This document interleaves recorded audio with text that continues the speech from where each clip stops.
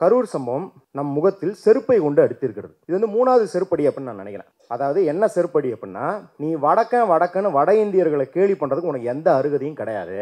பெரியாரோ சிங்காரவேலரோ MC ராஜா போன்ற தலைவர்கள் உனக்கு உரிமையை வாங்கி கொடுக்கல, சலுகைகளை வாங்கி கொடுக்கல, இந்த கட்டமைப்பை உருவாக்கி கொடுக்கலன்னா நீ எவ்வளவு மோசமாக இருப்ப அப்படின்னு உணர்த்துறது முதல் செருப்படி. இரண்டாவது செருப்படி, மாமன்னன் படம் வெளியான போது ரத்னவேல் கேரக்டர் இளைஞர்கள்லாம் கொண்டாடின போது திருந்தாமல் இருக்கிறியன்னு ஒரு செருப்படி. ரத்னவேல் கேரக்டர் கொண்டாடின அந்த ஃபாத் ஃபாசில் இருக்கார் இல்லையா, அவரை விட கவர்ச்சியான ஒருவர் அரசியலுக்கு வந்து பகவத்கீதையும் அம்பேத்கரையும் பெரியாரையும் பக்கத்தில் வைத்துக்கொண்டு பேசியிருக்கிறார் என்ற போதும் விழித்து கொள்ளாமல் திரிகிறாயேன்னு மூன்றாவது செருப்படி அடிச்சிருக்கு. அப்போ இந்த மூணு செருப்படியை வாங்கிட்டு கோபம் வரல, ஆதங்கப்படல அப்படின்னா நாம் என்ன செய்ய போகிறோம்? ஏன்னா இது வந்து தாவேகா, திமுக, அதிமுக இந்த பிரச்சனை கிடையாது. இது அடுத்த தலைமுறை இளைஞர்களை பற்றிய பிரச்சனை. நீங்கள் யோசிச்சு பாருங்க, 2018 மெர்சல் படத்தில் ஜிஎஸ்டிங்கிற ஒரே ஒரு வசனம் சொன்னதுக்காக ஹெச் ராஜா விஜய் அவர்களின் ரேஷன் கார்டை எடுத்து போட்டு ஜோசப் ஜோசப் ஜோசப்னு 10 முறை எல்லா இடத்துலையும் சொல்லி அதை ஒரு நேஷனல் டிபேட் ஆக்கி அர்ஜுன் சம்பத் வந்து ஜோசப் விஜய் தமிழனான ஒரு பாட்டு கம்போஸ் பண்ணி நான் எல்லா வயதானவர்களையும் கூப்பிட்டு பாட வைக்கிற அளவுக்கு எதிர்வினை ஆட்டினவங்க இந்த 2 வருஷத்தில் அவ்வளோ எதிர்வினை ஆட்டலையே. 41 பேர் சத்தம் போதும் பயங்கரமாக வந்து ஆதரிக்கிறாங்களே, அப்படின்னா என்ன அர்த்தம்? தொடர்ந்து வாய்ஸ் ஆஃப் டிஎன் கூட்டங்களுக்கு தொடர்ச்சியாக வரும் தோழர்களுக்கும் இந்த விஷயத்தை பற்றி குறிப்பாக தெரிஞ்சுக்கணும் அப்படின்னு சொல்லி வந்திருக்கிற நிறைய புதிய தோழர்களுக்கும் வணக்கங்கள். வழக்கமாக என்ன பேச போகிறோன்னு சொல்லுவோம், அதுக்கு பதிலாக நான் வந்து என்ன பேச போகிறதில்லைன்னு சொல்லிடுறேன். எத்தனை சீட்டு யாருக்கு, இவர் எத்தனை சதவீதம் வாக்கு வாங்குவார் அப்படிங்கிறத பற்றி நான் தொடவே போகிறது கிடையாது. ஏன்னா 42 சடலங்களை நம் கண் முன்னாடி வைத்துக்கொண்டு இது பேசுவது எனக்கு முக்கியமாக படலை.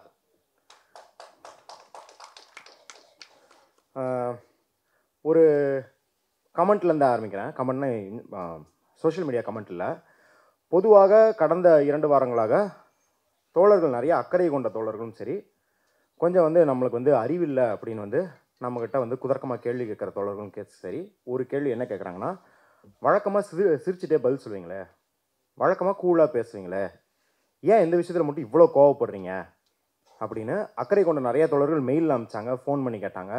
அப்புறம் குதர்க்கமாக கேட்குறவங்க, இது என்ன ஒரு பெரிய பிரச்சனை, எம்ஜிஆரை பார்க்காத விஜய் பார்த்துட்டோம் அப்படிங்கிற மாதிரி, இதுக்கு என்ன கொந்தளிச்சுக்கிட்டு இருக்க நீ அப்படிங்கிற மாதிரியான ஒரு இதுக்கு உள்ள அர்த்தம் சொல்லி இந்த கோவத்தை வந்து கேள்வி கேட்குறாங்க. அதுலேருந்தே தொடங்கினேன். இந்த சம்பவத்தை பார்த்து கோபம் வரவில்லை என்றால் நீங்கள் நடைமுறையில் இல்லை என்று அர்த்தம். உங்களுக்கு இளைஞர்கள் எப்படி இருக்கிறார்கள் என்று தெரியவில்லை என்று அர்த்தம். அதாவது வந்து நான் நன்மதிப்பில் அதில் சொல்கிறவங்கள சொல்ல, அவங்களுக்கு நம்ம பதில் சொல்ல தேவையில்லை, அவங்க நம்ம நல்லதுக்கு சொல்கிறாங்க. இந்த குதர்க்கமாக கேட்குறவங்களுக்கு சொல்கிறேன். ஏன் அப்படின்னா, கரூர் சம்பவம் நம் முகத்தில் செருப்பை கொண்டு அடித்திருக்கிறது. இது வந்து மூணாவது செருப்படி அப்படின்னு நான் நினைக்கிறேன். ஏன்னா முதல் செருப்படி அவங்களே வந்து இப்போ ஸ்ரீநிதி தோழரே வந்து பாதி சொல்லிட்டாங்க. நான் இந்த மேடையிலையும் பல முறை சொல்லியிருக்கிறேன், பல இடங்கள்னு நான் சொல்கிறேன். அதாவது என்ன செருப்படி அப்படின்னா, நீ வடக்கன்னு வட இந்தியர்களை கேலி பண்ணுறதுக்கு உனக்கு எந்த அருகதையும் கிடையாது. பெரியாரோ சிங்காரவேலரோ எம்சி ராஜா போன்ற தலைவர்கள் உனக்கு உரிமையை வாங்கி கொடுக்கல, சலுகைகளை வாங்கி கொடுக்கல, இந்த கட்டமைப்பை உருவாக்கி கொடுக்கலன்னா நீ எவ்வளவு மோசமாக இருப்ப அப்படின்னு உணர்த்துறது முதல் செருப்படி. இரண்டாவது செருப்படி, மாமன்னன் படம் வெளியான போது ரத்னவேல் கேரக்டர் இளைஞர்கள்லாம் கொண்டாடின போது திருந்தாமல் இருக்கிறியன்னு ஒரு செருப்படி. ரத்னவேல் கேரக்டர் கொண்டாடின அந்த ஃபாத் ஃபாசில் இருக்கார் இல்லையா, அவரை விட கவர்ச்சியான ஒருவர் அரசியலுக்கு வந்து பகவத்கீதையும் அம்பேத்கரையும் பெரியாரையும் பக்கத்தில் வைத்துக்கொண்டு பேசியிருக்கிறார் என்ற போதும் விழித்து கொள்ளாமல் திரிகிறாயேன்னு மூன்றாவது செருப்படி அடிச்சிருக்கு. அப்போ இந்த 3 செருப்படியை வாங்கிட்டு கோபம் வரல, ஆதங்கப்படல அப்படின்னா நாம் என்ன செய்ய போகிறோம்? ஏன்னா இது வந்து தாவேகா, திமுக, அதிமுக இந்த பிரச்சனை கிடையாது. இது அடுத்த தலைமுறை இளைஞர்களை பற்றிய பிரச்சனை. ஒரு 10 லட்சம் இளைஞர்கள் 41 உயிர் போன பிறகு அவங்க எல்லா சதி கோட்பாடையும் நம்பிட்டோம். சதி கோட்பாடை நம்புறதெல்லாம் ஒரு பெரிய புது விஷயம் கிடையாது. அதான் எம்ஜிஆர் செத்து போயிட்டாருன்னு வாட்ச் வச்சு பாருங்கலாம், அதெல்லாம் நம்பிட்டு இருக்காங்கல்ல தமிழ்நாட்டில் எத்தனையோ காலமாக. சதி கோட்பாடு நம்புவதெல்லாம் பிரச்சனை இல்லை, அவன் எல்லாத்தையும் நம்பிட்டோம். அவன் அரசாங்கம் திட்டமிட்டு செய்து விட்டதுன்னு கூட நம்பிட்டோம். ஆனால் அதை நம்பியிருந்தால் அந்த 10 லட்சம் இளைஞர்கள் ஜஸ்டிஸ் ஃபார் கரூர் விக்டிம்ஸ்னு போட்டிருக்கணும். ஆனால் ஸ்டாண்ட் வித் விஜய் அப்படின்னு போடுறான்னா அந்த மனநிலை எப்படி உருவாக்கப்பட்டிருக்கிறது? அது இயல்பான மனநிலை இல்லை. அந்த பசங்க என்ன வந்து ஸ்கூல் போகும்போதுலேருந்தே நம்ம கொடூரமான மனிதர்களாக இருக்கணும், கொடூரமாக சிந்திக்கணும், யார் செத்தாலும் கவலைப்படக்கூடாது அப்படின்னு சின்ன வயசுலேருந்து ஊட்டி வளர்க்கப்பட்டிருக்காங்களா? அப்படிலாம் கிடையாது இல்லையா? அப்போ இந்த சிந்தனை புதுசு. அப்போ இந்த சிந்தனை எப்படி உருவானது அப்படின்னு நம்ம புரிஞ்சுக்கணும். புரிஞ்சுக்கல அப்படின்னா 18th Brumaire அப்படின்னு சொல்லிட்டு ஒரு புத்தகம் இருக்குது, மார்க்ஸோட ஒரு பெரிய கட்டுரை இருக்குது. அந்த 18th Brumaire அப்படின்றவன் வந்து ரொம்ப கோமாளியான ஒரு ஆட்சியாளர், கொடுங்கோல் ஆட்சியாளர், ரொம்ப கோமாளி, பெரிய கோமாளி.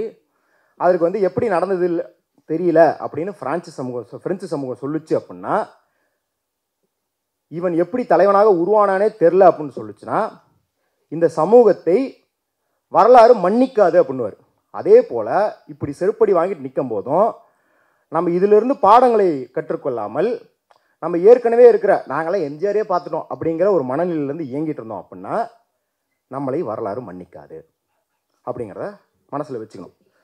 ஆனால் தொடர்ச்சியாக இந்த பசங்க இப்படி இருக்கிறாங்க, இந்த இளைஞர்கள் இப்படி இருக்காங்க, விஜய் பின்னாடி போன இளைஞர்கள் இப்படி இருக்கிறாங்க அப்படின்னா சனாதனிகளுக்கும் நம்மளுக்கும் ஒரு வேறுபாடு இருக்குது. சனாதனிகள் இப்படி தற்குறித்தனமாக ஒருத்தர் நடந்துக்கிட்டா ஆமாம் அவன் பிறப்பிலே அப்படி தான் சொல்லிட்டு போயிடுவாங்க. ஆனால் நம்ம வேலை அது கிடையாது இல்லை. ஒரு பார்ப்பனர் வீட்டில் பிறந்தால் அவர் பிறக்கும் போதே சாதி வெறியோடு பிறப்பதில்லை. அவருக்கு வாழ்நாள் முழுக்க வளரும் போது ஒவ்வொரு சடங்குகள் வழியாகவும் ஒவ்வொரு செயல்பாடுகள் வழியாகவும் தீண்டாமை கற்பிக்கப்படுகிறது. ஒரு பணக்காரர் வீட்டில் பிறக்கும் போதே அவர் வர்க்க சிந்தனையோடு பிறப்பதில்லை. ஒரு குழந்தை தொடர்ச்சியான செயல்பாடுகளின் மூலம் அந்த பெற்றோர்கள் பல வர்க்கங்களை எப்படி பார்க்குறாங்க, அவங்க வளர்ந்ததுக்கப்புறம் அவங்க சுற்றம் எப்படி பார்க்குதுன்றது அவங்களுக்கு அந்த வர்க்க நலன் புகுத்தப்படுகிறது. அப்போ நம்மளை சுரண்ட, நம்மளை வஞ்சிக்கிற வர்க்கம் நம்மளுக்கு வர்க்க எதிரியே நம்ம அப்படி புரிஞ்சுக்க முற்படுறோம். நம்மளை மேலே உட்காந்துட்டு சாதி ஆதிக்கம் செய்கிறோன்னா அப்படி புரிஞ்சுக்க முற்படுறோம். இவன் நம்ம வீட்டு பிள்ளையா? தாவேக்கா கரண்டர் யாரு? அவன் ஏன் தம்பி, அவன் ஏன் தங்கச்சி, அவன் அப்படி இருக்குன்றது எனக்கு தான் கோவம் வரும். ஏன்னா அவன் கூட செயல்பட வேண்டியது நான், அவனை என் பக்கம் கூட்டு வர வேண்டியது என் பொறுப்பு இருக்குது. அப்போ அந்த பொறுப்பிலிருந்து தான் நாம் இதில் இயங்க வேண்டும். அப்போ எப்படி பார்ப்பனர் இல்லை பணக்கார வர்க்கத்தினருங்க இப்படி சிந்திக்கிறாங்க அப்படின்னு நம்ம தெரிஞ்சுக்கும் போது அவர்கள் முதல்ல எது பீடித்திருக்குன்னு தெரியும்ல. பார்ப்பனியம்ன்றது பீடித்திருக்கு அப்படின்றத பாயிண்ட் அவுட் பண்ணாதான் அதுக்கப்புறம் என்னென்ன பண்ணும் அப்படின்னு.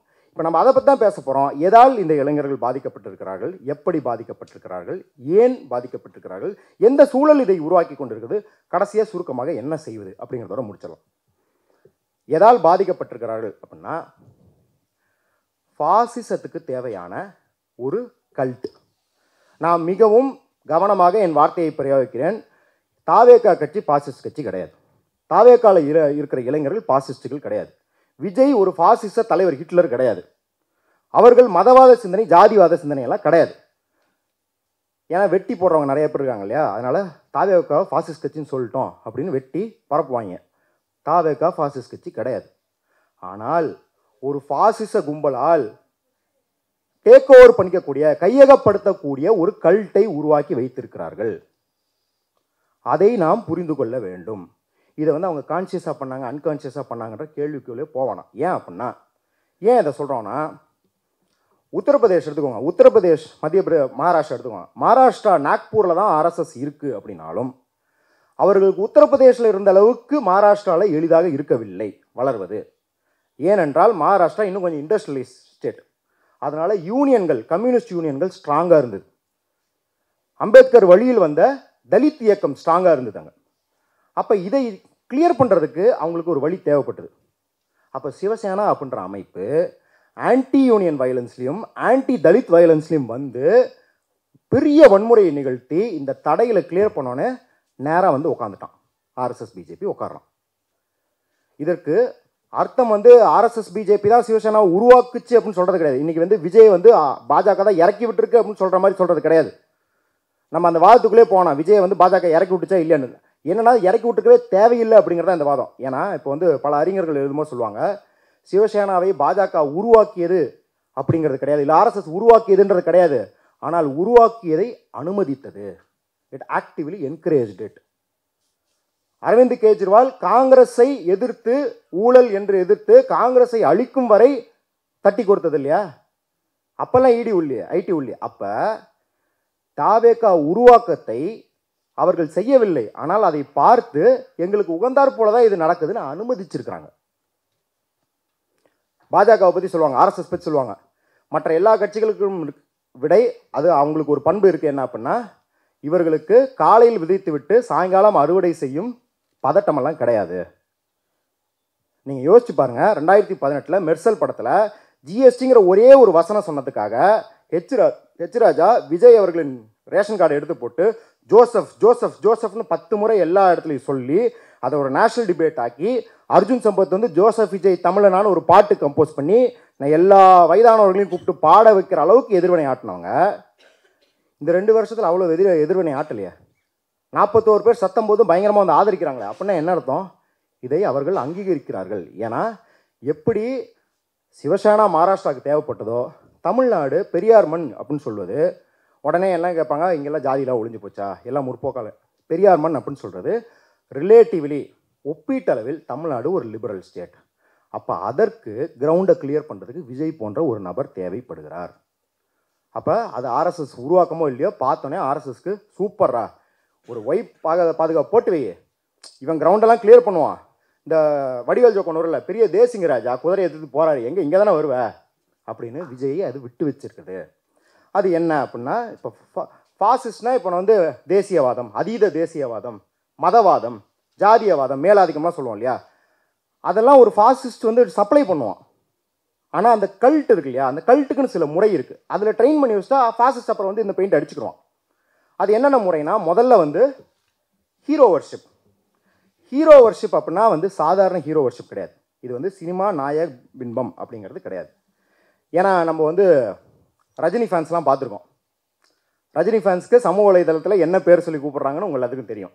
கரெக்டாக அவங்க என்ன மாதிரி கட்டுக்கதையெல்லாம் நம்புவாங்கன்னு உங்களுக்கு தெரியும். இந்த தீபாவளிக்கு எங்கள் தலைவர் படம் ரிலீஸ் ஆனால் இது தீபாவளி பாபாவளி அப்படிங்கிற அளவுக்கு ரஜினி ஃபேன்ஸ் இருப்பாங்கன்னு தெரியும்.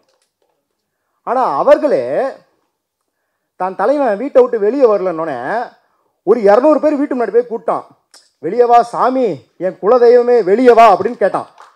கரெக்டா? இவன் வெளியே வராதங்கிறான், நீ வெளியே வராத சாமிங்கிறான். அப்போ நீங்கள் வந்து இதுக்கு முன்னாடி புரிஞ்சுக்கிட்ட ரசிக மனப்பான்மையிலிருந்து இது வேறுபட்டு இருக்கிறது. கமல் ரசிகர்கள்லாம் பயங்கரமாக அவர் வந்து எல்லா அரசியல் வச்சு துவம்சம் பண்ணிடுவோம்னு நினச்சி வந்தாங்க. அவர் இல்லைன்னு ப்ரூவ் பண்ணோன்னே சைலண்ட் ஆகிட்டாங்க. யாரும் பார்த்தீங்களா, கடந்த ஒரு 3 வருஷமாக சைலண்ட் ஆகிட்டாங்க. ஆனால் அந்த மாதிரி கூட இல்லை, இவங்க ஏறி எதிர்த்து ஒரு பெரிய நாச வேலையை செய்கிறதுக்கு தயாராக இருக்காங்க. அப்படின்னா அந்த ஹீரோ வர்ஷிப், அந்த சினிமா ஹீரோ வர்ஷிப்லேருந்து தாண்டி ஒரு கல்ட் ஹீரோ வர்ஷிப் எப்படி போகுது அப்படின்னா, இது வந்து ஒரு இன்சைடு இன்ஃபர்மேஷன் மாதிரி. இங்கே நிறைய இளைஞர்கள் இருக்கிறீங்க, எத்தனை பேர் வந்து ரசிகர் மன்ற இல்லை ரசிகர் ஆதரவு குரூப்பில் இருந்திருக்கீங்க? வாட்ஸ்அப் குரூப்பு, டெலிகிராம் குரூப் இதில் இருந்திருக்கீங்களா? ஒருத்தர் இருந்திருக்கிறார், 2-3 பேர். அவ்வளோ கூச்சப்பட்டு கை தூக்க தேவையில்ல, எல்லாரும் ஒரு இதில் இருந்திருப்போம். தெரியும், அவன் கேட்கவே தேவையில்ல, அவர் ஸ்பையாக இருந்திருக்காரு. இந்த வாட்ஸ்அப் குரூப்பில் இது விஜய்க்கு மட்டும் கிடையாது, எல்லா நடிகர் வாட்ஸ்அப் குரூப்லையும் உங்களுக்கு தெரிஞ்சிருக்கும். ஒரு அஜித் டீசர் ரிலீஸ் ஆகுது அப்படின்னா ஒரு இன்ஸ்ட்ரக்ஷன் லிஸ்ட் வரும். யாரும் டீசரை டவுன்லோட் செய்து பகிர வேண்டாம், லிங்கோடு பகிரவும், என வியூஸ் போயிடும். அந்த மாதிரி ஒரு 8 இன்ஸ்ட்ரக்ஷன் வரும். 1 ஹவரில் எத்தனை மில்லியன் வியூஸ் போயிருக்கு, 12 மணி நேரத்தில் எத்தனை மில்லியன் வியூஸ் போயிருக்கு, இந்த போஸ்டர்கள் உங்களுடன் பகிரப்படும், அதை மறக்காமல் வாட்ஸ்அப் ஸ்டேட்டஸில், ஃபேஸ்புக் ஸ்டேட்டஸில் வைக்கவும். பகிரும்போது போஸ்டர்களை பகிரும்போது HDI மட்டும் பயன்படுத்த வேண்டும், இப்படின்னு ஒரு 7-8 இன்ஸ்ட்ரக்ஷன் வரும். எல்லா டீசர் இப்போ இல்லை, அது ஒரு 10 வருஷமாக இப்படி தான் நடந்துக்கிட்டு இருக்கு. கரெக்டாக எல்லா நடிகர்களுக்கும் வரும். இப்போ விஜய் அரசியலுக்கு வந்த பிறகு இது எப்படி மாற்றப்பட்டிருக்கிறதுனா, வழக்கமாகவே உங்களுக்கு தெரியும், அஜித் வந்து தெரியாமல் யாருக்கும் உதவி செஞ்சார், அவர் கார் கதவை அவரே திறந்தார் அப்படின்ற மாதிரி கதையெல்லாம் உருவாக்கி சொல்லுவாங்க இல்லையா. இது எல்லா நடிகர்களும், அது அஜித், விஜய், ரஜினி எல்லாத்துக்கும் நடக்கும். ஆனால் இது அரசியல் ரீதியாக எப்படி ஆக்கப்பட்டிருக்குன்னா, உங்களுக்கு நெல்லை கண்ணன் தெரியும், காங்கிரஸில் ஐயா நெல்லை கண்ணன் இருக்கார். அவர் வந்து ஒரு 1000 கதை வச்சுருக்கார் காமராஜர் ஐயாவை பற்றி. காமராஜர் காரில் சென்று கொண்டிருந்த போது, விமானத்தில் சென்று கொண்டிருந்த போது, படி ஏறி போது அப்படின்னு ஏகப்பட்ட கதைகள் இருக்கும். தமிழ்நாட்டில் மட்டும் இல்லை, அவர் டெல்லி சென்றிருந்த போது, அவர் ஒரு முறை ராஜஸ்தான் சென்றிருந்த போது எல்லா கதையும் இருக்கும் இல்லையா. அந்த கதையில் சில கதைகள் உண்மை கதைகள், சில கதைகள் மக்கள் அவர் மீது இருக்கும் அன்பில் உருவாக்கிய நாட்டுப்புற கதைகள், ஃபோக்லோர். பல கதைகள் எப்படி இருக்குன்னு உங்களுக்கு தெரியும். இந்த மூத்த பத்திரிகையாளர் வந்து விழுப்புரம் ஜங்ஷனில் இருந்தீங்க என்ன பண்ணீங்க, ஹாஃப் சுகரில் ஒரு காஃபி குடித்தேன், கெட்டி சட்னியோட 2 இட்லி சாப்பிட்டேன், அந்த மாதிரி கதைகள் தான் பெரும்பாலும் உங்களுக்கு தெரியும். கரெக்டாக? இது போன்று பல கதைகள், அரசியல் ரீதியான கதைகள் விஜயை பற்றி உருவாக்கி அந்த வாட்ஸ்அப் குரூப்பில் அனுப்பிக்கிட்டே இருப்பாங்க. உதாரணத்துக்கு சொல்கிறேன், இப்போ கவின் மரணத்துக்கு அவர் பேசலை. கரெக்டாக? ஏன் பேசலைன்னு மதுரை மாநாட்டில் ஒரு ரசிகன்ட்ட கேட்டபோது அது சஸ்பென்ஸ் அப்படின்னா தெரியுங்களா? இல்லை இது உங்களுக்கு பார்க்கறதுக்கு சிரிப்பாக இருக்கும், அது ஏன்னு எனக்கு தெரியும். ஏன்னா அவனுக்கு வாட்ஸ்அப் குரூப்பில் என்ன சொல்லப்பட்டிருக்கு அப்படின்னா, கவின் மரணத்தன்னைக்கு அவர் தூங்கவே இல்லை. அவர் புஷியானந்த கூப்பிட்டு சொன்னார், ஆனந்த் சார் இவனுங்களை சும்மாவே விடக்கூடாதுன்னு சொல்லிட்டாரு அப்படின்னு சொல்லி மெர்சில் அவர் முறைக்கிற அந்த கண்ணை மட்டும் போட்டு வாட்ஸ்அப்பில் பரப்பிடுவாங்க. நிஜமாலுமே அவன் நம்பிட்டு இருப்பான் சஸ்பென்ஸாக தலைவர் ஏதோ பண்ண போகிறாருன்னு. தலைவருக்கு அது நடந்ததே தெரியாதுன்னு அவனுக்கு தெரியாது. இதை நான் சிரிக்கிறதுக்காக சொல்ல, அரசியல் ரீதியாக இங்கே இருக்கும் எல்லா விஷயத்துக்கும் விஜய் தயார் நிலையில் இருக்கிறார், ரகசியமாக ஒரு எதிர்வினை ஆற்றிக் கொண்டிருக்கிறார் என்ற கதைகள் ஆயிரக்கணக்கில் இந்த 2 வருடங்களில் அவர்களுக்கு ஊட்டப்பட்டு இருக்கிறது. அதனால தான் நான் ஒரு மாணவர்கிட்ட வந்து உட்காந்து கேட்குறேன், நான் வந்து சரிப்பா நீ திமுக பற்றி சொல்கிற எல்லாத்தையும் நான் நம்புகிறேன், சில கேள்விகள் கேட்குறேன், அவங்ககிட்ட கேட்குறேன், நீ வந்து மூச்சு திணறி இறக்கல, கத்தியில் குத்தி இறந்துட்டாங்கன்னு சொல்லிட்டு மூச்சு திணறி இறக்குறதுக்கு நான் ஒரு 100 வீடியோ காட்டுறேன், கத்தியில் குத்தி ஒரு வீடியோ காட்டுறேன், இந்த மாதிரி கேள்விகளாக கேட்டே இருக்கேன். ஒரு 15 நிமிஷம். ஒரு 15 நிமிஷம் கழிச்சு அவனால் கண்ட்ரோல் பண்ண முடியல, கோபத்தில் எனக்கு பதில் சொல்ல முடியல, கோபத்தில் கண்ணீர்லாம் வருது. என்ன சொல்கிறான், உங்களுக்கு தெரியாதுங்க அவர் எவ்வளோ நல்லவர் தெரியுமா, அவரை பற்றி இப்படி பேசுங்க அப்படின்னு கேட்குறான். ஏன்னா நான் கேட்குறேன் அவன்கிட்ட, டே பாரு நானும் அவரை ஸ்க்ரீனில் தான் பார்க்குறேன், நீயும் ஸ்க்ரீனில் தான் பார்க்குறேன், உனக்கு மட்டும் எப்படி அவர் நல்லவர் தனியாக தெரியுது அப்படின்னா, எங்களுக்கு தெரியுங்க பண்ணுறான். ஏன் எங்களுக்கு தெரியும்னா அவனுக்கு வாட்ஸ்அப்பில் சொல்லப்படுது, இதெல்லாம் வாட்ஸ்அப்பில் டெலிகிராமில் கண்டினியூஸாக இந்த கல்ட்டு அவனை மூளை செலவி செய்திருக்கிறது. ஆனால் ஒரு ஹீரோ கல்ட் அதை மட்டும் வந்து வச்சு இப்படி பண்ண முடியாது. இதற்கு முக்கியமானது வந்து ஒரு அதரிங் ப்ராசஸ்.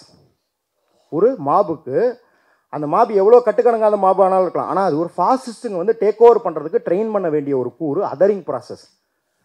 பிஜேபிக்காரன் எவனை திட்டினாலும் பாகிஸ்தான் கை குளின்னுவான்ல, ட்ரம்ப் திட்டுவாங்க, இல்லை இமிகிரண்ட்னுவாங்க, இந்த மாதிரி ஏதாவது ஒரு அதரிங், ஒரு அதர் ஐடென்டிட்டி வேணும். சொல்கிறவங்க எல்லாத்தையும் அதில் கொண்டு போய் முஸ்லீமாக இருக்கலாம், இமிகிரண்ட்டாக இருக்கலாம், சவுத் அமெரிக்கனாக இருக்கலாம், இந்த மாதிரி பிளாக்காக இருக்கலாம், அந்த மாதிரி அதரிங் ப்ராசஸ்க்கு உங்களுக்கு ஒரு ஐடென்டிட்டி வேணும். இங்கே தாவேக்கா அதரிங் ப்ராசஸ்க்கு பயன்படுத்தப்படும் ஐடென்டிட்டி நீ திமுக. யார் வேணாலும் பேசினாலும் என்ன பேசினாலும் உன்னை திமுக ஐடென்டிட்டி போய் அடைக்கிறது. நான் வந்து ஒரு பெரிய செயல்பாட்டாளர், அவங்க வந்து 2009 இந்த ஈழ இனப்படுகொலையை ஒட்டி பயங்கரமாக போராடினவங்க. அவங்க வந்து திமுக அரசையும் கண்டினியூஸாக எதிர்க்கிறவங்க. காலையில் எந்திரிச்சா திமுக திட்டலாம் அவங்களுக்கு தூக்கமே வராதுன்ற மாதிரியான ஆள். அவங்க விஜய் எதிர்த்து பேசினா கூட அவங்களையும் திமுக சும்மா தான் திட்டுறாங்க. ஏன்னா இது ஒரு அதரிங் ப்ராசஸில் திமுக இங்கே வந்து முக்கியம் கிடையாது. இந்த அதரிங் ப்ராசஸ் ஒரு பிளேஸ் ஹோல்டர். இதற்கு அவர்களை பழக்கப்படுத்தணும். அதுக்கப்புறம் அது திமுகன்னு இல்லாமல் ஒரு ஆர்எஸ்எஸ் டேக் ஓவர் பண்ணதுக்கப்புறம் என்ன வேணாலும் மாற்றிக்கலாம். அதை வேணும்னா ஒன்றும் இல்லை, 10 வருஷமாக ஜெய் ஸ்ரீராம்னு சொல்லிட்டு இருந்தாங்க. 10 வருஷமாக ஜெய் ஸ்ரீராம்னு பிரச்சாரம் பண்ணார். ஒரே நாளில் 2024 முடிஞ்சதுக்கப்புறம் ஜெய் ஜெகநாத்னு மாற்றிவிட்டார் மோடி. கரெக்டாக? எந்த சங்கியாவது நின்று கேட்டாங்களா? கேட்கல. டப்புன்னு அவங்க மாறினாங்கல்ல. 10 வருஷமா சைனா எதிரி, கம்யூனிஸ்டுகள்லாம் சைனீஸ் கைக்கூலிகள், ஒரே இரவில் China is my new best friend அப்படின்னு மாறினாங்களா? அப்போ இன்னைக்கு திமுக திமுக இதுவா இங்கே திமுக பிரச்சனையே இல்லைப்பா. திமுகன்றது திமுக வந்து ஒரு குறியீடு, ஒரு சாக்கு. அதை எதை வேணாலும் கொண்டு மாற்றிக்கலாம். அதுதான் இங்கே பாயிண்ட்டு. நீ போய் திமுக ஆராயிறது அதிமுக ஆராயிறது பாயிண்ட்ல. அவன் ஒரு அதரிங் ப்ராசஸ்க்கு பழக்கப்பட்டிருக்கான். எதை சொன்னாலும் அந்த ஐடென்டிட்டியில் போய் அடைச்சு இந்த வாதங்கள்லாம் ஏற்புடையதே இல்லைன்னு தள்ளுறதுக்கு பயிற்சி விற்கப்பட்டிருக்கான். இதற்கப்புறம் ரொம்ப முக்கியமாக தெரிய வேண்டியது ஹிஸ்டாரிக்கல் இன்ஜஸ்டிஸ். வரலாற்று பூர்வமாக நமக்கு ஒரு அநீதி இழைக்கப்பட்டு இருக்கிறது அப்படின்னு அவர்கள் பயிற்றுவிக்கப்படணும். இப்போ நம்ம சங்கிகள்லாம் முகலாயர்களால் வஞ்சிக்கப்பட்டோம் அப்படின்றதாகட்டும், இப்போ இல்லை வந்து ஒரு 2000 வேதிக் சிவிலைசேஷன், ஒரு ஹிஸ்டாரிசிட்டி, ஒரு வரலாற்று பூர்வமான கண்ணோட்டம் தங்களுக்கு இருப்பதாகவும், ஜயனிஸ்டுகள் என்றால் நாங்கள் பைபிள் காலத்திலேருந்து ஒரு வரலாற்று பூர்வமாக கண்ணோட்டம் இருக்கிறதாக இப்படி இருக்கணும். ஒரு மாப்புக்கு ஒரு கல்ட்டுக்கு இப்போ இருக்கணும். அது அப்போ தான் வந்து டேக் ஓவர் பண்ண முடியும். ஆனால் இப்போ வந்து நான் முன்னாடியே சொன்னேன் இல்லையா, தமிழ்நாடு கொஞ்சம் லிபரல் ஸ்டேட்னு. அங்கே இது மாதிரி ஒர்க் ஆகிறதில்ல. ஏன்னா புதுசாக வந்த டெண்டன்சிஸ்லாம் பாருங்கள், இந்த மாதிரி மாப் கல்ட் டெண்டன்சிஸ்லாம் இப்போ யூரோப்பில், யூஎஸில் பாருங்கள், மேகா அப்படின்னு இருக்கு இல்லையா, மேக் அமெரிக்கா கிரேட் அகைன். அவங்களுக்கு வரலாற்று பூர்வமான அநீதி தேவை கிடையாது. அவர்களுக்கு குறுகிய கால வரலாற்றில் ஏதோ ஒரு அநீதி. மெக்சிகன்ஸ்லாம் இமிக்ரேஷன் வந்து தப்பு பண்ணிட்டான், யூகேல மிடில் ஈஸ்ட்லேருந்து இமிக்ரெண்ட்ஸ்லாம் புலம்பெயர்ந்தவங்களாம் வந்து தப்பு பண்ணிட்டாங்க அப்படின்னு தெரிஞ்சால் போதும். அதே போல் இவர் தொண்டர்களை குறுகிய கால வரலாற்றில் அநீதி இழைப்பதற்காக காமராஜருக்கு துரோகம் செய்து விட்டார்கள் அப்படிங்கிற ஒரு உணர்வை கடத்திக்கிட்டே இருக்காங்க. நீங்கள்லாம் வஞ்சிக்கப்பட்டிருக்கீங்க, நீங்கள்லாம் துரோகம் செய்யப்பட்டிருக்கிறீர்கள் அப்படிங்கிறதையும் போயிட்டு இருக்கிறாங்க. ஏன்னா அது இல்லை அப்படின்னா உங்களால் வந்து இந்த இளைஞர்களை வந்து இந்த கோவப்படுத்த முடியாது. ஒரு அநீதியின் பாலிலிருந்து அவங்களுக்கு கோவம் வெளியே வரும். இந்த இது சொல்லுவாங்க, இந்த பொலிட்டிசைஸ், அரசியல் படுத்தப்பட்ட இளைஞர்கள், அரசியல் படுத்தப்படாத இதில் எனக்கு நம்பிக்கையே கிடையாது ஆக்சுவலி. அதாவது இதில் இந்த மாதிரி மாபுக்கு, ஏன்னா பாபரி மஸ்ஜிதை போய் இடித்தாங்கல்ல இளைஞர்கள், பல லட்சம் இளைஞர்கள் போனாங்கல்ல, அவங்க வடதுசாரி இளைஞர்கள் தான். அவங்க அரசியல் படுத்தப்பட்ட இளைஞர்களா? அவங்க என்ன உட்காந்து சவர்கர் என்ன சொன்னார், ஹெக்டேவர் என்ன சொன்னார் அப்படின்னு உட்காந்து படித்து நோட்ஸ் எடுத்துகிட்டு போன இளைஞர்களா? இல்லை, அவர்களுக்கு அது ஊட்டப்பட்டது. கரெக்டாக? அப்போ அதே போல், ஆனால் அவங்க எதுலேருந்து இயங்கினாங்க? ஒரு ஹிஸ்டாரிக்கல் இன்ஜஸ்டிஸ், எங்களுக்கு வரலாற்றில் ஒரு அநீதி இழைக்கப்பட்டு தான் அந்த அநீதிக்கு எதிராக போராடுறோம் அப்படின்னு நினச்சா அந்த இளைஞர்கள் போனாங்க. அதே போல் ஒரு வரலாற்று அநீதியை இவர்கள் கண்முன் நிறுத்திவிட்டால் போதும். நாலாவது, இப்போ நம்ம வந்து பல விமர்சனங்கள் இருக்குது. தமிழ்நாட்டில் இருக்கும் கட்டமைப்பின் மீது பல விமர்சனங்கள் நமக்கு உண்டு. கரெக்டாக? மருத்துவம், கல்வி எல்லாம் மற்ற மாநிலங்களோட சிறந்து இருக்குது அப்படிங்கிறத தாண்டி, இங்கே பணியமர்த்தப்படுபவர்கள் ஒப்பந்த முறையில் பணியமர்த்தாதீங்க, தனியார் மையத்துக்கு இட்டு செல்லாதீங்க அப்படிங்கிற விமர்சனம் இருக்கு இல்லையா? நம்ம அப்படியே வந்து எல்லாத்தையும் வந்து சொன்னோன்னே ஆமாம் சாமி அப்படின்னு ஏற்றுக்கிறோமா? கிடையாது, ஏற்றுறோம். இங்கே தேனாம்பேட்டையில் 2000 செவிலியர்களோட போராட்டம் நடந்தது, முழு நேர ஊழியர்களாக பணியமர்த்தணும்னு. ஆனால் இப்படி விமர்சனம் செய்யாமல் இங்கே எதுவுமே நடக்கவில்லைன்னு பேசணும். மோடி பேசுவார்ல, 2014 முன்னாடி இந்தியான்னு ஒன்று இல்லவே இல்லைன்னு பேசுவார் இல்லையா, எதுவுமே நடக்கலன்னு பேசுவார் இல்லையா, அது போல் பேசணும். அதான் இவர் பாருங்க கரெக்டாக என்ன பேசுகிறாரு, தமிழ்நாட்டில் நல்ல மருத்துவர்கள் இல்லை அப்படின்னு பேசுகிறாரு. நீ மருத்துவ கட்டமைப்பில் சிதைவு ஏற்படுது, தனியார் மயப்படுதுன்னு பேசுறது வேற. ஆனால் இங்கே இருக்கிற மருத்துவர்களின் உழைப்பை, ஆசிரியர்களின் உழைப்பை கொச்சைப்படுத்தும் விதத்தில் எதுவுமே இல்லை அப்படின்னு ஒரு மாப் பேசினா தான், ஒரு மாப் லீடர் பேசினா தான் இந்த கல்ட்டை உருவாக்க முடியும். கடைசியாக கட்டமைப்பே இதற்கு இருக்கக்கூடாது. சொன்னாங்க இல்லையா, குழந்தைகளை கூட்டு வரக்கூடாதுன்னு நாங்கள் சொல்லிட்டோம், பெரியவர்களை கூட்டு வரக்கூடாதுன்னு சொல்லிட்டோம். அதை யார் அமல்படுத்துறது? எல்லா கட்சி மீட்டிங்லையும் நீங்கள் போனீங்கன்னா அங்கே இருக்கிற மாவட்ட செயலாளர், பகுதி செயலாளர், ஒன்றிய செயலாளர் எல்லாரும் லிஸ்ட்டு கையில் வச்சுருப்பாங்க. எந்த பகுதியிலேருந்து எவ்வளோ பேர் வராங்க, எத்தனை சேர் போடணும், எல்லாம் லிஸ்ட் வச்சுருப்பாங்க. டிக்கெட் அடிச்சுட்டே இருப்பாங்க.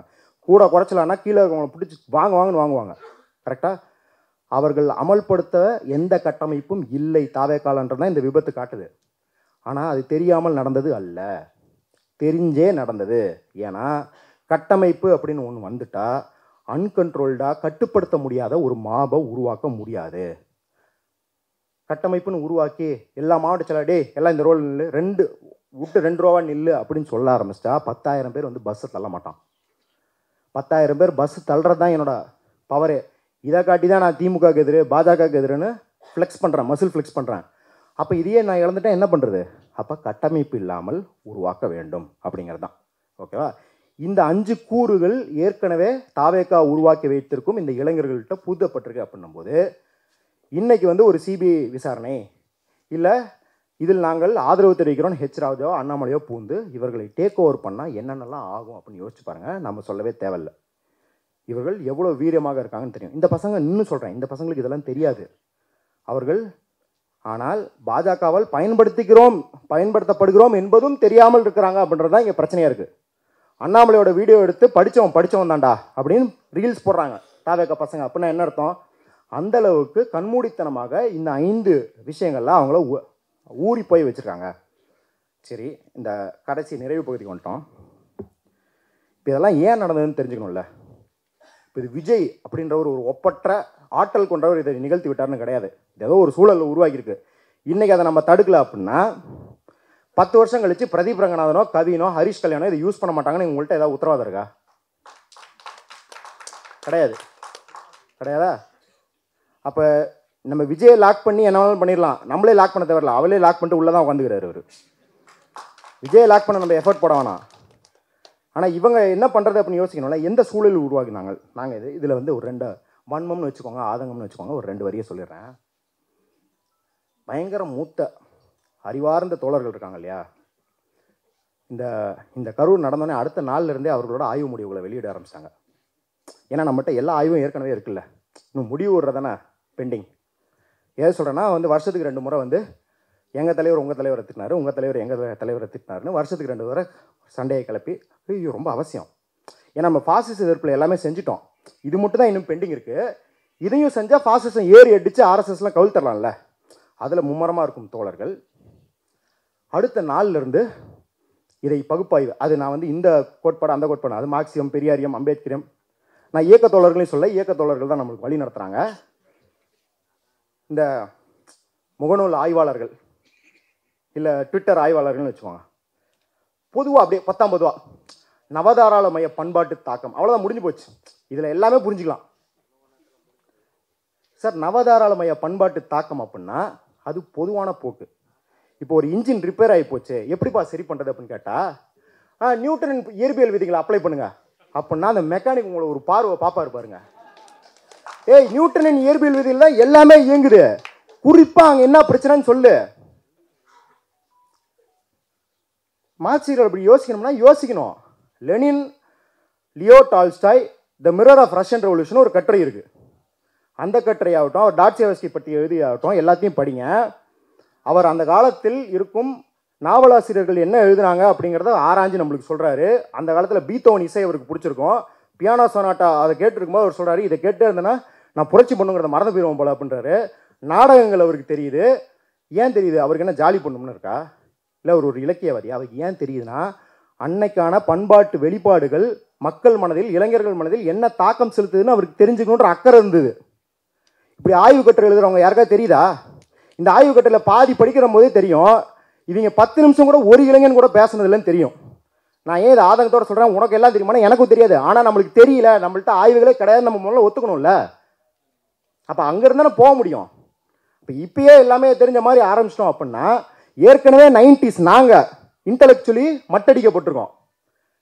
இந்த இன்டலெக்சுவலி மட்டடிக்கப்பட்ட ஏ பொலிட்டிக்கல் 90s கிட்ஸ் பெத்து போட்ட 2K கிட்ஸ் தான் இன்னைக்கு ஏ பொலிட்டிக்கலை தாண்டி ஆன்டி பொலிட்டிக்கலாக போயிட்டு இருக்கான். இப்பயும் உட்காந்து பயங்கரமாக ஆய்வு எழுதிக்கிட்டு, அதாவது ஆய்வு பண்ணுறது தப்பு இல்லை, உங்கள்கிட்ட எதுவுமே இல்லாமல் ஆய்வு பண்ணுறது தான் தப்புங்கிறேன். உடனே ஆய்வுக்கு எதிரானவர் அப்படின்ற மாதிரி சொல்லுவாங்க. அப்படி கிடையாது. ஏன்னா இப்போ சரி, அதை பற்றி சுருக்கமாக சொல்லிட்டு நான் முடிச்சிடறேன். நம்ம குறிப்பாக இந்த நவதாராளமய பண்பாட்டு தாக்கம் எப்படி இருக்குன்றது சொன்னால் தான் இதை புரிஞ்சுக்க முடியும். நாங்கள் சின்ன வயசில் 90s கிட்ஸ் சின்ன வயசில் இருக்கும்போது, வளரும்போது நீ அப்துல் கலாம் மாதிரி ஆகணும், இறையன்பு IAS மாதிரி ஆகணும்னு நம்மளுக்கு ரோல் மாடல்ஸ் இருந்தது. ஃபார்மல் ரோல் மாடல்ஸ் இருந்தது, ப்ரொஃபஷனல் ரோல் மாடல்ஸ் இருந்தது. பெண்ணாக இருந்தால் கிரண் பேடி மாதிரி ஆகணும், கல்பனா சாவ்லா மாதிரி ஆகணும்னு சொல்லுவாங்க. இன்னைக்கு ரோல் மாடல்ஸ்லாம் கிக் ரோல் மாடல்ஸ். நீ TTS வாசன், GP முத்து, இந்த மாதிரி கிக் ரோல் மாடல்ஸ் தான் இருக்குது. இல்லை நான் கெட்டதுக்குன்னு சொல்ல, நல்லதுக்குன்னா கூட நீங்கள் வந்து மிஸ்டர் ஜிகேன்னு ஒரு சயின்ஸ் காட்டுறீங்க, இல்லை இன்ஜினியரிங் ஃபேக்ட்ஸ்ன்னு காட்டுறீங்கனாலும் அவங்களும் கிக் ரோல் மாடல்ஸ் தான் இருக்கிறாங்க. ஏன்னா நவதாராலயத்துக்கு முன்னாடி நீங்கள் அரசு உத்தியோகமோ பிரைவேட் உத்தியோகமோ எதை போனாலும் அது பர்மனன்சி இருக்கும். அதில் ஒரு பர்மனன்சி இருக்குது. அரசு உத்தியோகம் மட்டும் கிடையாது. என் ஃப்ரெண்டோட அப்பா வந்து மைசூர் சானல் கம்பெனியில் அக்கௌண்டன்ட் வேலைக்கு போனார். அவர் 35 வருஷம் அங்கே தான் வேலை பார்த்தார். ஆனால் இன்னைக்கு 15,000 ரூபா வாங்கிட்டு நீங்கள் ஸ்விக்கி ஜொமேட்டோ ஓட்டினாலும் சரி, 2 லட்ச ரூபா வாங்கிட்டு சாஃப்ட்வேர் இன்ஜினியராக இருந்தாலும் சரி, உங்கள் வேலை கிக் வேலை தான். அப்படி இருக்கும்போது உங்களோட ரோல் மாடல்ஸும் கிக் ரோல் மாடல்ஸாக தான் இருக்கிறாங்க. அப்போ கிக் ரோல் மாடல்ஸ் எல்லாத்தையும் தூக்கி சாப்பிட்ற பெரிய கிக் ரோல் மாடல் யாரு? விஜய் அண்ணா தான். அப்போ விஜய் பின்னாடி போவான், வேற யார் பின்னாடி போவான்? கரெக்டா? அப்போ விஜய் தான் இன்னைக்கு இருக்கிற பெரிய கிக் ரோல் மாடல் போது அவனுக்கு எதுவுமே தேவையில்லை. அந்த நீர்க்குமிழி போன்ற அந்த ரோல் மாடல் பின்னாடி போகிறது அவனுக்கு பொருளியல் ரீதியாக, அரசியல் ரீதியாக, பண்பாட்டு ரீதியாக நம்ம பிடிச்சி தள்ளியாச்சாங்க அவனை. கரெக்டா? அவரு என்ன பண்ணுறாரு? கரெக்டா, ஆமாம் அழுக்காக இருக்கும், கருப்பா கலராக இருக்கும், ஒன்றா உசுராக இருக்கும் அப்படின்னு உங்களில் ஒருத்தராக பிளான்ட்டும் பண்ணிக்கிறார். வந்து செட் ஆகிட்டார். இப்போ நவதாராள பண்பாட்டு தாக்கத்தில் முக்கியமானது என்னென்னா, ஏன் நவதாராளமயம் சொல்கிறோம், அது தாராளமயத்துலேருந்து எப்படி வேறுபடுது, லிபரலிசத்துலேருந்து நியோ லிபரலிசம்ன்றது எப்படி வேறுபடுது அப்படின்னா, அது பொருளியல் தரத்தில் மட்டும் இல்லாமல் அது மனிதர் வாழ்வில் எல்லா அம்சத்திலும் ஊடுருவி அந்த சுயநலம்னா நான் வந்து தமிழ் பொருள் ஆங்கில பொருள் அப்படி சொல்ல, அந்த சந்தை பொருளாதார லாப வெறி, அந்த நான் மட்டும் என்னை மட்டும் யோசிப்பேன், மற்றவன் யாரை பற்றியும் யோசிக்க மாட்டாங்கிறது எல்லா தளத்திலையும் புகுத்துவது. சும்மா ஒரு எக்ஸாம்பிள் சொல்கிறேன், எல்லாத்துக்கும் ரிலேட்டபிளான எக்ஸாம்பிள். பார்க்கிங்கில் நிறுத்தும் போது நீங்கள் வண்டியை நிறுத்திருப்பீங்க, ஒரு 10 அடி தள்ளி போனால் வண்டி அவன் நல்லாவே நிறுத்தலாம். ஆனால் அதெல்லாம் பார்க்காம நேராக கொண்டு வந்து உங்கள் வண்டி பின்னாடி நிறுத்திருப்பான். எப்படி நீங்கள் வெளியே எடுப்பீங்க அப்படின்லாம் பார்த்துக்க மாட்டான். எல்லாத்துக்கும் அந்த எக்ஸ்பீரியன்ஸ் இருக்குல்ல, எல்லாத்துக்கும் அந்த எக்ஸ்பீரியன்ஸ் இருக்குல்ல. இது மாதிரி நான் இது வந்து நேராக கனெக்ட் பண்ண முடியும் நியோ லிபரல்ஸ்னு சொல்ல. ஆனால் இந்த மொராலிட்டி, இந்த அறத்தை எல்லா வடிவங்களிலும் புகுத்துவதுதான் நவதாராளமயம். இந்த நவதாராளமயம் சினிமா ஃபிகர்ஸில் எப்படி ஒரு தாக்கத்தை ஏற்படுத்திருக்குது அப்படின்னா, 90களில் ஒருத்தர் ஹீரோ என்றால், ஒரு பாட்ஷா எடுத்துக்கோங்க, அவர் வந்து நான் பிரசவத்துக்கு இலவசமாக வரேம்மா, உன் பிள்ளைக்கு ஒரு பேர் வச்சு தரேம்மா அப்படின்னு சொன்னா தான் அவர் ஹீரோ. அவர் 3 தம்பி தங்கைகளுக்கும் விளக்கேற்றினா தான் அவர் ஹீரோ. அவர் வந்து அதை வில்லனை அடிக்கிறார்ன்றதை மட்டும் ஹீரோ கிடையாது. அவர் பொறுப்பானவர், அவர் சமூகத்துக்கு உகந்தவர், அவர் 4 பேத்துக்கு உதவி செய்கிறவர் அப்படின்னு இருந்தால் தான் ஹீரோ. இல்லைனா அவர் ஹீரோ கிடையாது. இது வந்து ஒரு முற்போக்கான 90s ஹீரோ, கமர்ஷியல் ஹீரோ, முற்போக்கு வடிவம் இல்லை, அதுவும் ஒரு ஆணாதிக்க வடிவம் தான். ஆனால் அதில் இந்த கூறுகள் இருந்தது. ஏன் விஜயே 90s கிட்ஸுக்கு ஹீரோவாக இருக்கும்போது உணவோட இருப்பிடம் உழவனுக்கும் கிடைக்குன்னு பாடினா தான் அவர் ஹீரோவாக இருக்க முடிஞ்சுது. ஆனால் இன்றைக்கி நீங்கள் ரஜினி, சிவகார்த்திகேயன், கமல், விஜய் யாரை வேணாலும் எடுத்துக்கோங்க, எல்லார் படங்களையும் எடுத்துக்கோங்க, ஒரு ஆர்கிடெக்டல் ஷிஃப்ட். ஒரு ஹீரோங்கிறவன் யாராக மாறியிருக்கானா, அவன் இதை நல்லது பண்ணணும்னு அவசியம் இல்லை, அவன் பொறுப்பானவனாக இருக்கணும்னு அவசியம் இல்லை, அவன் குடும்பத்தை நல்லா பார்த்துக்கணும்னு அவசியம் இல்லை, அவன் சமூகத்துக்கு நல்லவன்லாம் அவசியம் இல்லை. அவன் வந்தால் 50 பேரை ஈவிரக்கமே இல்லாமல் கொல்லுவான் அப்படிங்கிறது மட்டும்தான் இன்னைக்கு ஹீரோயிசம். அவன் ஒரு கோஸ்ட், அவனை யாருக்குமே தெரியாது, ஆனால் அவன் வந்தால் இருக்கிற இடமே தெரியாமல் போயிடும். அதனால தான் இன்றைக்கி நீங்கள் விஜய் ரசிகர்களோட சண்டை போடும்போது அவங்கள பார்த்து கதறுங்கிறான். ஏன்னா கதற விடுவது தான் இன்றைக்கி ஹீரோயிசம். அப்போ அந்த ஹீரோ வர்ஷிப்ன்றதை நம்ம பழைய ஹீரோ வர்ஷிப் கிடையாது. இந்த நவதாராளமய பண்பாட்டு தாக்கத்தில் இப்படி ஒரு ஹீரோ வர்ஷிப் உருவாகி இருக்கிறது. இது வந்து சினிமாவில் மட்டும் கிடையாது. இன்ஸ்டாகிராம் பயன்படுத்துகிறவங்களுக்குலாம் தெரியும், எத்தனை பேர் தன்னை சிக்மா மேலும் சொல்லிக்கிட்டு சுற்றிக்கிட்டு தெரியும் உங்களுக்கு. கரெக்டாக எல்லா அசிங்கத்தையும் எல்லா கேவலத்தையும் நீங்கள் கான்ஃபிடென்ட்டாக பண்ணால் நீங்கள் தான் ஹீரோ. மீ அந்த டெவில்னு ஒரு பாட்டு போட்டோன்னா எவ்வளவு அறமற்ற செயலையும் என்னால் நியாயப்படுத்த முடியும் அப்படிங்கிற ஒரு இளைஞர் கூட்டத்தை நாம் உருவாக்க இந்த அரசியல் பொருளாதாரம் நம்மோட மெத்தனமும் அனுமதித்திருக்கிறது. அப்போ அதை புரிஞ்சுக்கிட்டா தான் நம்ம இதிலிருந்து அவர்களை வெளியே கொண்டு வர முடியும் அப்படிங்கிறத நினைவில் வச்சுக்கணும்.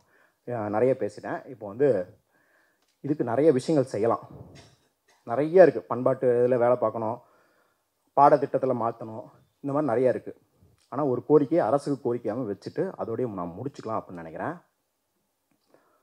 அரசுக்கு, தோழர்களுக்கு ஒரு கோரிக்கை என்ன அப்படின்னா, அரசுக்கான கோரிக்கை, இங்கே எல்லா கட்சிகளுக்குமே ஒரு போக்கு இருக்கிறது என்ன, ஏறி வந்த ஏணிப்படியை உதைத்து தள்ளுவது அப்படின்றது. ஏறி வந்த ஏணிப்படி எது? மாணவர் இயக்கம். இந்திய எதிர்ப்பு போராட்டம் யாரால் வென்றது? மாணவர் இயக்கத்தால் வென்றது. காமராஜரை தோக்கடிச்சாங்கனாங்களே, காமராஜரை தோக்கடித்த ஸ்ரீனிவாசன் ஒரு சிறந்த மாணவர் இயக்க தலைவராக இருந்து அவர் சுயமரியாதை இயக்கத்தில் பெரிய ஆளானவர். இளைஞர்களையும் மாணவரையும் அவர் வந்து ஒன்று திரட்டினவர். ஆனால் இன்னைக்கு எஸ்எஃப்ஐயோ ஏஎஸ்எஃப்ஓ இல்லை இளைஞர்கள் அமைப்புகள் டைஃபியோ ஏஒய்எஃப்ஓ இயங்குறாங்க. திராவிட இயக்கத்தோட திராவிட அமைப்புகள் திவிக, தாப்பேத்திக, இவங்களோட மாணவர் அமைப்பு, இளைஞர் அமைப்பு இருக்கிறாங்க. இவங்களாம் எவ்வளோ கஷ்டப்படுறாங்க அப்படின்றத அவங்கள்ட்ட போய் பேசி பார்த்தீங்கன்னா தெரியும். ஒரு நாள் பேசி பார்த்தீங்கன்னா தெரியும் எவ்வளோ கஷ்டப்படுறாங்கன்னு. ஆனால் இவர்கள் காலேஜ் கேம்பஸுக்கு காம்பவுண்டுக்கு வெளியே தான் கஷ்டப்பட முடியுது, கேம்பஸுக்குள்ளே இன்னும் வர முடியலை. அப்போ தமிழக அரசாங்கம் இதை கணக்கில் எடுத்துக்கொண்டு விரைவில் கல்லூரிகளில் தேர்தல் நடக்க, அங்கே மாணவர் அமைப்புகள் திளைத்திருக்க, அவர்களை அரசியல்படுத்த வழி செய்ய வேண்டும். அதை இப்போ விட்டுட்டோம்னா இன்னொரு விஜய்க்காக நம்ம காத்திருக்க முடியாது. 41 உயிர் 400 உயிர் போகிற வரைக்கும் நம்ம காத்துக்கிட்டு இருக்க முடியாது.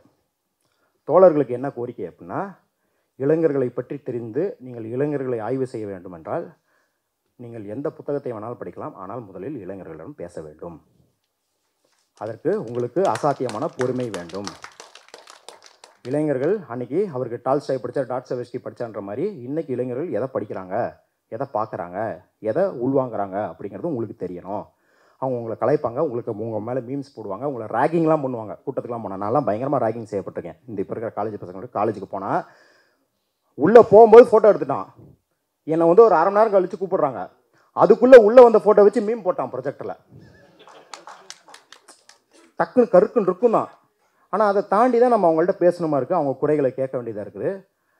அவர்கள் செல்ஃபோனில் முடங்கியிருக்கிறார்கள் என்றால் செல்ஃபோனில் அவர்களுக்கான தீர்வோ இல்லை அவர்கள் செல்ஃபோனில் இருக்கவில்லை, வெளியில் இருக்கும் ஆற்றாமைகள் போதாமைகள் அவர்களை செல்ஃபோனை நோக்கி தள்ளி இருக்கிறது என்பதை புரிந்து கொண்டு நாம் செயல்பட வேண்டும். ஏன்னா மார்க்ஸ் நம்மள்ட்ட சொல்லிக் கொடுத்தது என்ன அப்படின்னா, இதுவரையான வரலாற்று சிந்தனையாளர்கள் உலகத்தை பல்வேறு விதத்தில் விளக்க முற்பட்டார்கள். ஆனால் நம் வேலையோ அதை எப்படி மாற்றுவது என்பதை சிந்திப்பது தான்.